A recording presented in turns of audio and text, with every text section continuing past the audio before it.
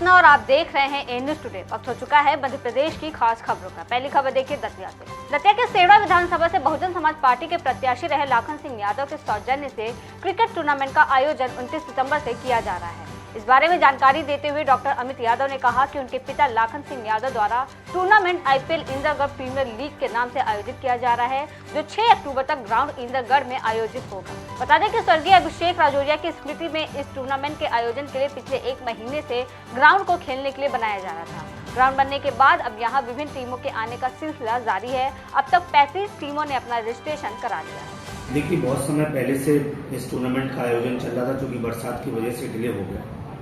मेरे पिताजी आदरणीय श्री लाखन सिंह यादव जी के द्वारा इस टूर्नामेंट का आयोजन किया जा रहा है और इंद्रगढ़ में जिस तरीके की बहुतायत में खेल प्रेमी हैं, उन समस्त खेल प्रेमियों की मांग थी। वो समस्त लोग मेरे पिताजी के पास आए। उन्होंने कहा कि इंद्रगढ़ में बहुत समय से कोई टूर्नामेंट नहीं हुआ है और ग्राउंड की स्थिति भी ठीक नहीं थी। बस पूरे ग्राउंड को सही कराने के लिए भी हम लोगों को 1 माह लग गया। वो पूरा ग्राउंड अब बनकर तैयार है और सभी खेल प्रेमियों की मांग को मानते हुए और कुछ समय पहले जो हमारा छोटा भाई अभिषेक राजौरिया, जो कि एक हार्ट अटैक की घटना में स्वर्गवासी हो गया, उसकी पूर्ण स्मृति में हम सभी इंद्रगढ़ के खेल प्रेमियों के साथ मिलकर इस टूर्नामेंट का आयोजन कर रहे हैं। बढ़ते की खबर क्यों देखिए स्वप्निल जैन की। अनंत चतुर्दशी के दिन भगवान गणेश का विसर्जन चल समारोह बड़ी माता मंदिर, गणेश मंदिर के विमान और वाल्मीकि समाज के लोगों द्वारा निकाला गया। नगर के मुख्य मार्गों से होते हुए धोबिया तालाब पर मूर्ति का विसर्जन किया गया और विमान का जल विहार नरसिंह तालाब पर किया गया। अगली खबर की ओर देखिए आशुतोष त्रिवेदी की। छतरपुर जिले में पदस्थ डिप्टी कलेक्टर निशा बांगड़े ने अपना इस्तीफा मंजूर कराने के लिए न्याय यात्रा की शुरुआत की। वो बैतूल जिले के आमला से पैदल चलते हुए भोपाल में सीएम हाउस तक जाएंगी। करीब 335 किलोमीटर लंबी पैदल यात्रा के बाद वो 9 अक्टूबर को भोपाल में सीएम हाउस के सामने आमरण अनशन करेंगी। बता दें कि निशा बांगड़े आमला विधानसभा सीट से चुनाव लड़ना चाहती हैं। उन्होंने 22 जून को डिप्टी कलेक्टर पद से इस्तीफा भी दिया था, लेकिन सरकार ने अब तक उनका इस्तीफा मंजूर नहीं किया है। निशा बांगड़े ने आरोप लगाते हुए कहा कि सरकार की सद्बुद्धि के लिए उन्होंने ये यज्ञ की शुरुआत की थी।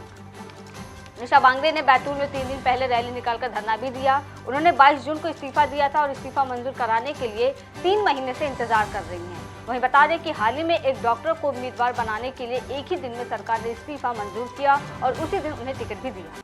सर्वधर्म शांति केंद्र को बनाने के लिए आज उसी स्थान से और हमारे इस मध्य प्रदेश के जो मुखिया हैं, हमारे मुख्यमंत्री जी, उनके निवास भोपाल तक आज मैं यहाँ से पैदल यात्रा करने जा रही हूँ।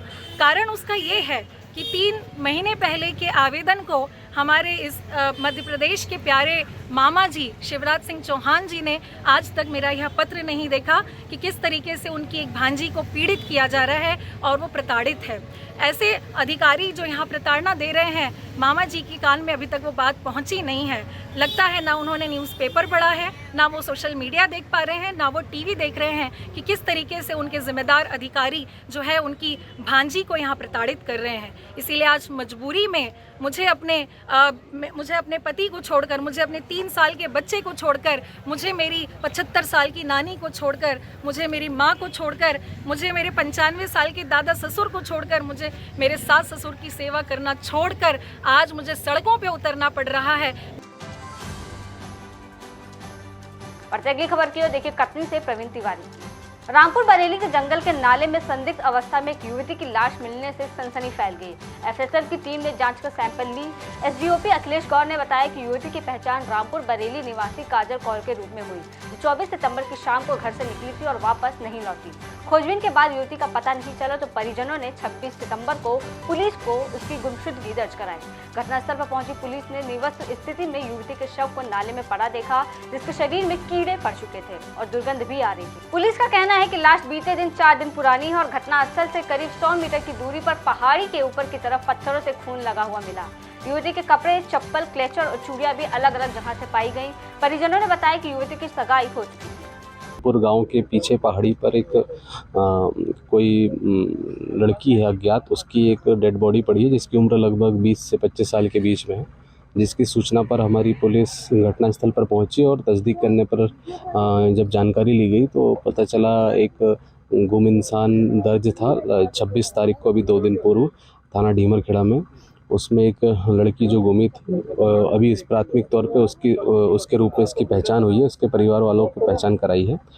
बॉडी में कुछ संदेहास्पद चीज़ें पाई गई हैं, जिसको लेके अभी इनको पीएम कराने के लिए भेजा गया है। बॉडी पूरी डिकम्पोज हो चुकी थी, इसलिए इसका पीएम एक मेडिकल टीम के द्वारा कराया जा रहा है।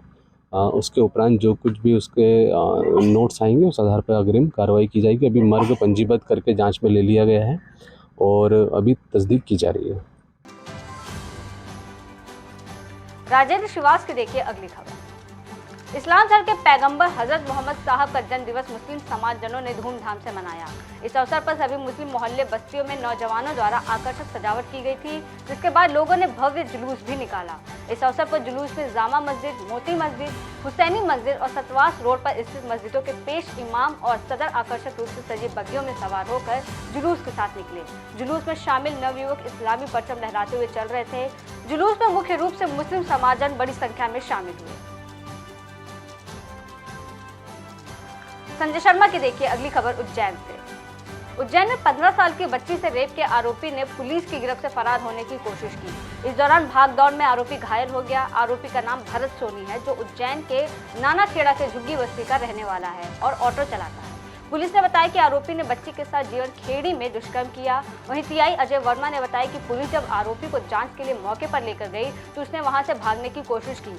आरोपी को पकड़ने के दौरान 2 पुलिसकर्मी भी जख्मी हो गए थे। इस मामले में पुलिस कंट्रोल रूम पर एसपी सचिन शर्मा ने प्रेस कॉन्फ्रेंस कर खुलासा किया। उन्होंने बताया कि आरोपी ने बच्ची को रात में रेलवे स्टेशन के सामने से बैठाया था।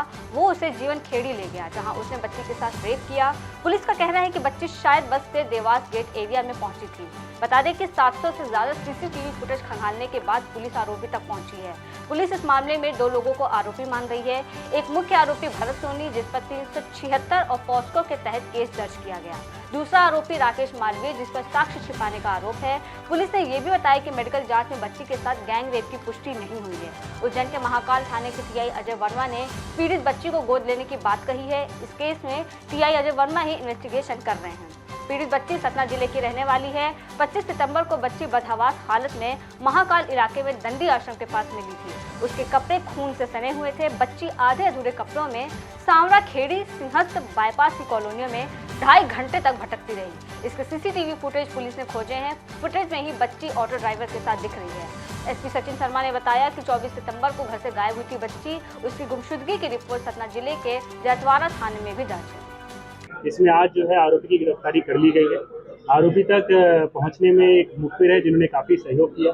इसके अलावा जो हमारा टेक्निकल डेटा था, जिसके बेसिस पर हमने 5 और लोगों से पूछताछ की थी, उनको भी इस विवेचना का पार्ट बनाया गया। तो इसमें कितने लोग घायल हुए हैं? कुछ पुलिसकर्मी भी घायल हुए हैं। इसमें 2 पुलिसकर्मी घायल हुए हैं, खासकर जब वो घटनास्थल को रिक्रिएट करने के लिए जा रहे थे, और आरोपी ने भी भागने का प्रयास किया, जिसमें वो चोटिल हुए। सर, इसमें बच्ची की क्या कुछ जानकारी आ रही? बच्ची की हेल्थ बहुत स्टेबल है, वाइटल्स उसके ठीक है और जल्दी रिकवर कर लेगी। पेरेंट्स भी, जो उसके माता पिता हैं और उसके जो दादाजी जो वहाँ से चले हैं, वो भी जल्दी उससे मिल पाएंगे।